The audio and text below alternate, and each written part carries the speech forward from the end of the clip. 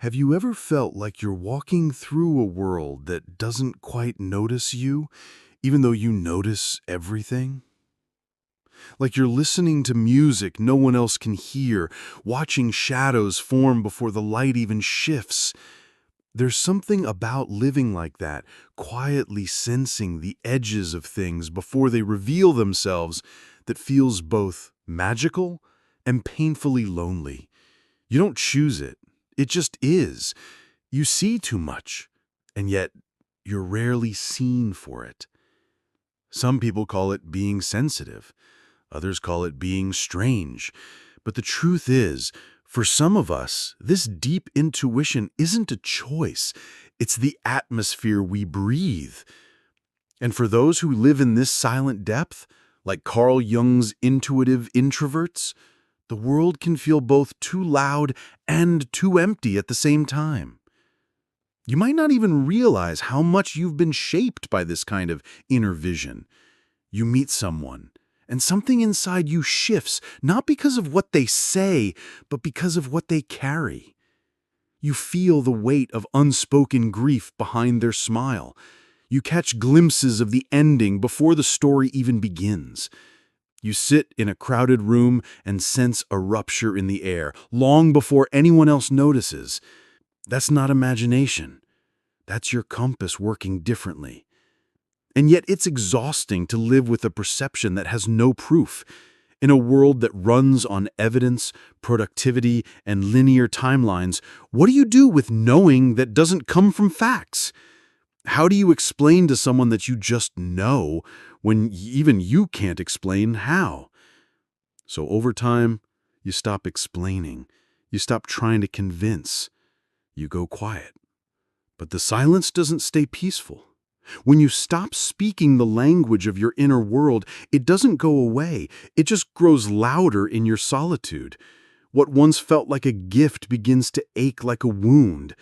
The images, the symbols, the strange and sacred meanings, they don't leave. They circle. They whisper. They press against the edges of your mind, begging to be seen, to be shaped, to become something. Jung once said that the intuitive introvert is not just hard for others to understand, but also hard for themselves to understand. And maybe that's the hardest part. Because even if you accept this sensitivity, it doesn't mean you know how to live with it. You might be a master at sensing what's coming, but feel lost when it comes to grounding yourself in what is. The concrete world, the dishes in the sink, the emails waiting to be answered, the rules and rituals of ordinary life, it feels like a foreign land. Not because you think you're above it, but because your attention is already elsewhere, somewhere deeper, somewhere invisible, where time doesn't tick, it flows, where meaning isn't given, it emerges. But here's the quiet danger. When this inner world isn't expressed, when there is no bridge between what you feel and what you live, it begins to turn on itself. Jung warned that without expression, symbols don't just fade, they fester. What could have become insight becomes noise. What was once a sacred vision becomes a distortion. The images take over, and you no longer interpret them. They possess you. And the line between being deeply intuitive and being lost in delusion is thinner than we'd like to admit. I've seen it. I've lived it. That slippery place where your truth is so real to you, but so unrecognizable to others that you start to doubt your own sanity. Or worse, cling to your visions so tightly they start to warp. It begins quietly. You might get caught in the same symbolic dreams. You might start to believe that no one around you is truly awake, that you're the only one who sees. At first, it feels like clarity. But slowly, it becomes isolation. You stop listening to others, not because you don't care, but because you've started to believe they have nothing to offer you. You become the prophet in your own story, the misunderstood savior of a world that won't listen. But let me be honest with you, this is not awakening. This is what Jung called inflatio. The ego swollen by unconscious content, identifying with powerful archetypes that it cannot yet carry. The wise one, the martyr, the visionary. These are not titles to claim. These are energies to humbly work with, carefully, slowly, grounded in life. Because the truth is, your inner images are not lies. They are real, but they're not complete. They are seeds, not finished truths. And if you don't plant them into something, into art, into words, into actions, they start to grow wild. They wrap around your thoughts, and suddenly you're no longer in dialogue with your inner world. You're being spoken by it. And maybe this is where the heartbreak truly begins. Because you don't want to be lost in fantasy, you want to understand. You want to find language for what you carry.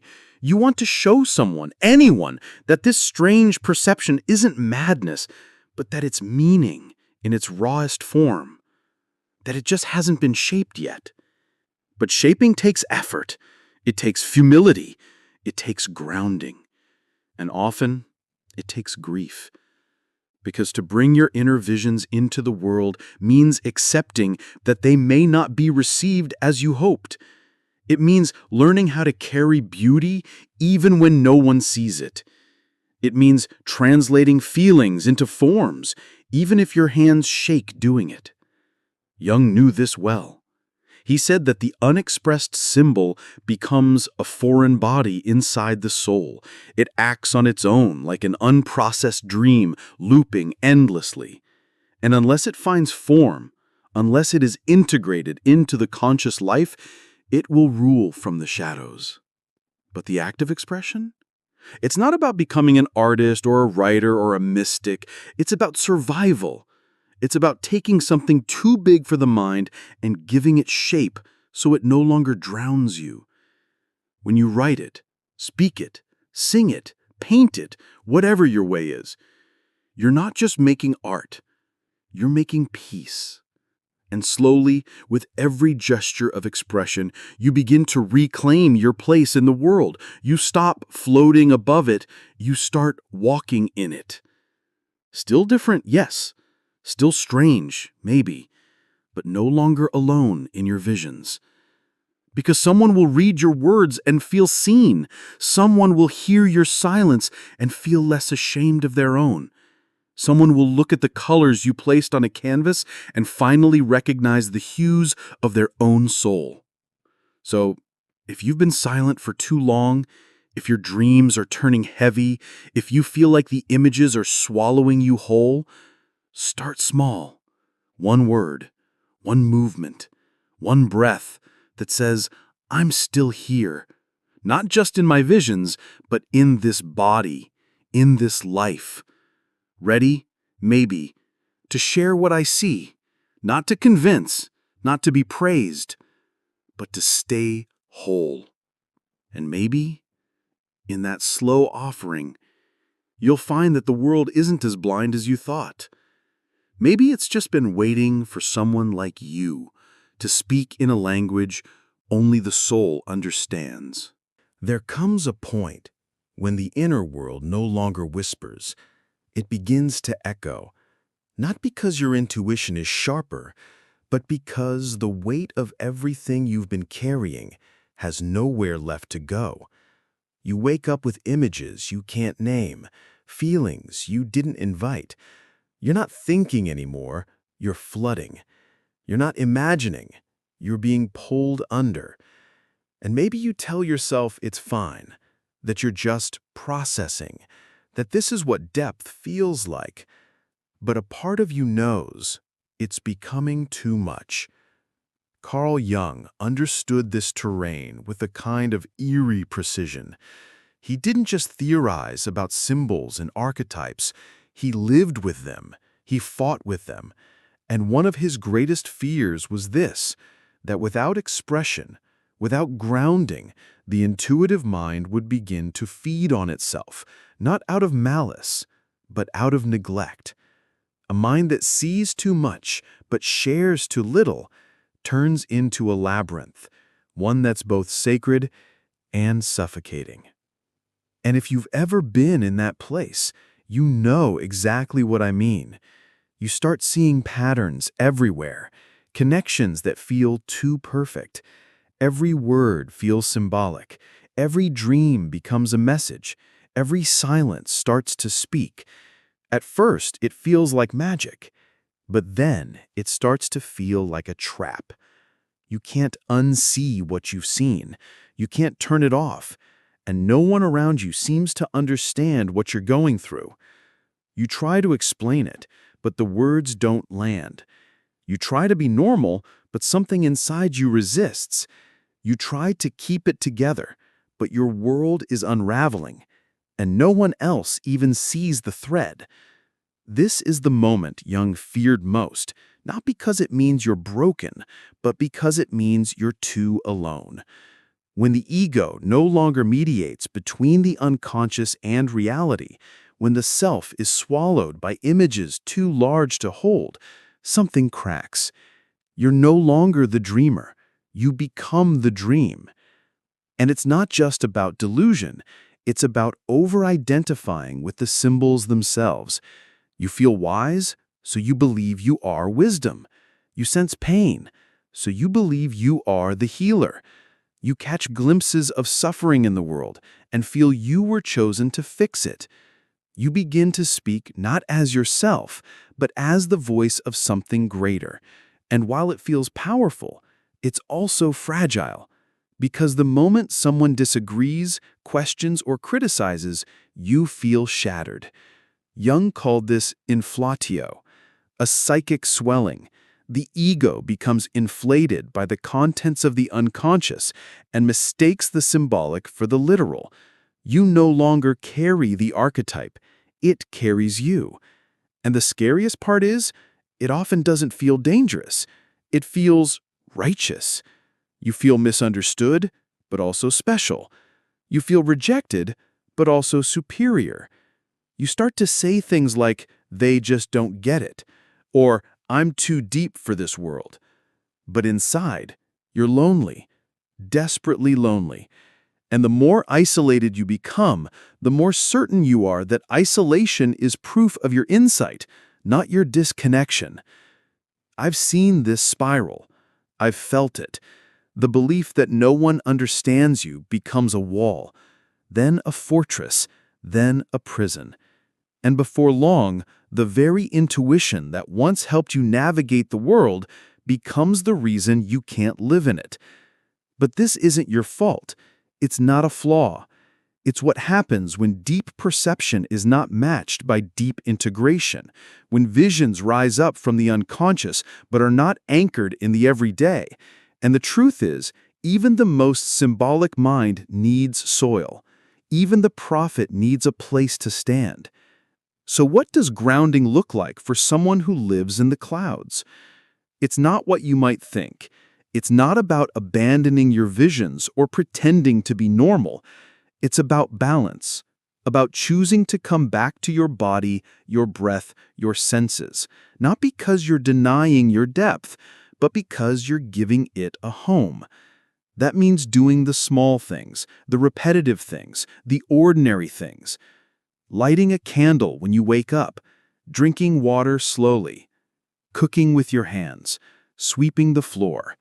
Not because these things are profound, but because you are, and these things help carry you. The intuitive mind tends to dismiss sensation. It finds the world of touch and taste too mundane, too slow, too heavy. But it's precisely this weight that saves you. The smell of coffee, the warmth of the sun, the pressure of soil between your fingers. These aren't distractions. They are medicine. They remind you that you are not just psyche. You are body. You are breath. You are here. And when you begin to live like that, not just as a soul floating in symbols, but as a person rooted in reality, something shifts. The visions don't disappear, but they soften. They become clearer. They no longer shout, they speak. And they stop trying to possess you because they know you're listening. It's a quiet kind of healing, The kind that doesn't always show up in epiphanies or revelations. The kind that unfolds slowly, over time, as you learn to live between both worlds. As you realize that being intuitive doesn't mean being lost. It means being fluent in two languages, the visible and the invisible, and having the humility to translate one into the other. And the truth is, your inner world wants to be shared, not as prophecy, not as superiority, but as humanity. Because that's where the real power is, in offering your perception as a bridge, not a weapon, in speaking from your visions not as truth, but as possibility. Because we don't need more prophets. We need more people who know how to walk through this life with both wonder and grounding. People who can speak about pain without drowning in it, who can name the invisible without disappearing into it. People like you. But you have to give yourself that chance, that softness, that pause, to listen to what's inside and ask it gently, are you here to guide me? Or have I made you my identity? And then listen, without fear, without defense, because your mind is not your enemy. Your visions are not traps. They are messages, meant to be passed on, not held forever. And when you find a way to do that, to shape the symbol into something living, you stop being haunted. You start being held, and the world, for all its noise and blindness, begins to shift around you, quietly, respectfully, as if it too remembers something it forgot. Because the moment you express what was once unspeakable, you give others permission to do the same. You remind them that their silence holds stories too, that their dreams, their instincts, their strange sensitivities are not wrong. They're just waiting for a voice. So speak, gently, honestly, even if your voice shakes, especially if it shakes. And when you do, you might notice something miraculous. The echo starts to fade. The labyrinth opens up, and you find yourself not trapped in your own mind, but standing in the middle of it with a light in your hands. Even after all the inner work, even when you've learned to translate your visions into form and find peace between your soul and your senses, there is still one more ache that doesn't go away easily. It's the ache of being deeply true to something that the world does not want to hear, of carrying a kind of truth that's not in demand, not in trend, not profitable, not provable. You feel the pressure everywhere to tone it down, to shrink, to adapt. And some days it feels easier to just do that, to play along, to become a softer version of yourself, more polite, more digestible. But there's something in you that resists that too, a quiet defiance. Not because you want to rebel, but because you simply can't betray what you see. It would hurt too much. To silence that inner knowing just to fit in, it would be a betrayal too loud to live with. You learn to walk this delicate line between participating in a world that moves fast and speaks loud, and holding space for the slow, quiet truth that lives inside you. Sometimes that means you smile when you feel something breaking. Sometimes that means you nod while your soul is whispering, "This isn't right." You learn to carry both. Not to fix the world, not to correct it, but simply to keep your vision from going numb. The hardest part about being intuitive isn't the depth, it's the loneliness. Because most people won't ask about what you sense, they'll ask what you've done, what you can prove, what you can sell. And that hurts. Not because you need applause, but because your worth is so rarely reflected back to you. You begin to wonder if maybe you're too much, or too strange, or too quiet. You start to doubt if your way of seeing has any place here at all. But then someone says something, a stranger, a friend, a passing comment, and you realize they felt it. They understood. Even if only for a second, you weren't invisible. That's all it takes sometimes. One reflection, One moment where the world mirrors back that your perception is not a curse, it's a gift. Not because it makes you better, but because it makes you you. And you were never meant to fit in. You were meant to light a corner of the world that only you could see. But that light needs care. It needs protection. It needs structure. Because if you spend every day giving from it without grounding it, you'll burn out. And not dramatically, quietly, slowly. You'll start fading into your thoughts again, slipping back into silence, telling yourself maybe this is just the cost of feeling so much. But it doesn't have to be that way, not if you keep returning to the little rituals that remind your body you're alive. The ones that bring you back when the visions get heavy. Maybe it's stretching in the sunlight. Maybe it's baking bread. Maybe it's walking barefoot on cold tiles first thing in the morning. These aren't random habits. They're anchors. Little sacred acts that tell your mind, you are safe. You are here. And in that safety, the symbols soften. They speak more gently. They stop screaming for attention. They trust you'll listen because you've proven that you will. And that's when your creativity begins to bloom, not from force, but from flow. You start creating not to escape the world, but to connect with it. You start expressing not because you need validation, but because you can't imagine not doing it. And that's what makes your voice so rare. You're not speaking for attention. You're speaking because silence would be a betrayal of everything you've seen. And somewhere, someone is waiting for your words, even if they don't know it yet. Living with this kind of perception is never easy. It will always ask more of you. It will pull you into solitude. It will awaken your shadows. It will make you feel everything more deeply than seems reasonable, but it will also show you beauty in places no one else sees it. It will whisper meaning into the mundane. It will let you touch the soul of the world without needing to hold it. And if you can carry this, if you can walk softly through your life, honoring what you know without needing to prove it, then you become something very rare, a quiet presence, a witness to the sacred that lives underneath the surface, a mirror for those who've been wandering, unsure if anyone else sees what they see. You don't have to be loud. You don't have to convince. You only have to remain faithful to your inner compass. The world may never fully understand your depth, but it will be changed by it, quietly, slowly, like water shaping stone. And if no one has told you this yet, let me say it now. Your intuition is not a flaw. Your inner world is not a burden.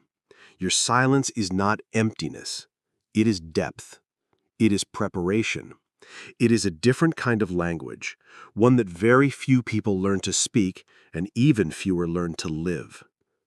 But you're living it, even when it's hard, even when it aches, even when no one sees you, you're still here, listening, holding, translating. And that matters. Maybe you needed someone to remind you today. You're not broken. You're attuned. You're not fading. You're unfolding. Not everyone will understand, but the ones who do, they will feel you before they even know your name. So keep going. Keep tending to your inner light, even when the world moves too fast to notice. Keep returning to the body when the mind feels like a storm. Keep shaping the unspeakable into something that can be shared. You are not lost. You are simply learning to live in both worlds at once. And if today feels heavy, if the images are crowding, if the silence is thick, just do one small thing that brings you back. One breath, one step, one word. Because even now, even here, your presence is enough. And that's the quiet miracle no one talks about. You're still here.